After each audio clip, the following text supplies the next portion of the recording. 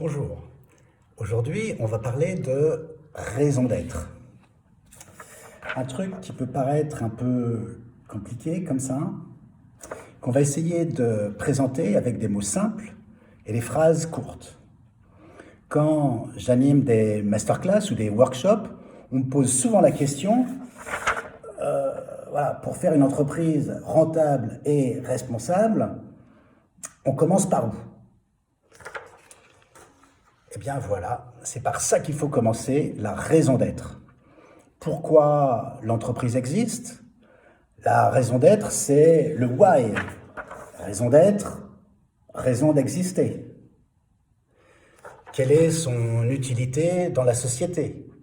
Bref, qu'est-ce qui manquerait au monde si nous n'existions pas? Cette raison d'être, ou purpose en anglais, doit se traduire ensuite en un plan d'action, une sorte de raison d'agir. Raison d'être, raison d'exister, raison d'agir. La raison d'être, d'après le rapport Nota-Senard remis en 2018 à Bruno Le Maire, ministre de l'Économie et des Finances, Nicolas Hulot, ministre de la Transition écologique et solidaire, et Muriel Pénicaud, ministre du Travail, et qui donnera lieu à la loi Pacte. La raison d'être, si vous voulez, dans ce rapport est définie ainsi.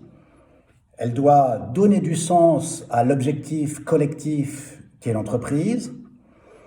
La raison d'être exprime un futur désirable pour le collectif et c'est un guide pour déterminer les orientations stratégiques long terme de l'entreprise. Donc la raison d'être, c'est un point de départ qui permet ensuite de travailler la culture d'entreprise et sa stratégie. Comment on fait pour y aller?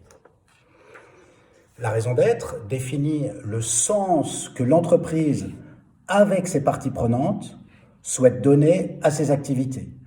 Elle guide ses choix stratégiques avec une double volonté, celle d'avoir une utilité spécifique à l'égard de la société au service d'un monde meilleur, et celle d'apporter une contribution unique à ses clients et à toutes ses parties prenantes.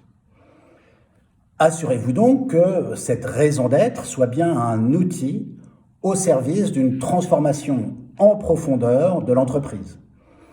Pour sauter le pas, cette raison d'être doit être placée au cœur du modèle, au cœur de ses activités, au cœur de ses préoccupations et de ses ambitions. La raison d'être doit permettre de réinventer un nouveau modèle plus durable et de développer de nouvelles offres au service du client.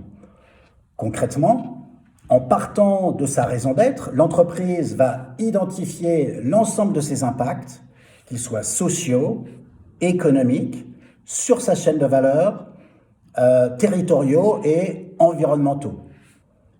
Les mesurer, puis commencer par agir au niveau de ceux sur lesquels elle a le plus de légitimité. La formulation d'une raison d'être est une décision stratégique essentielle qui implique un acte de leadership fort.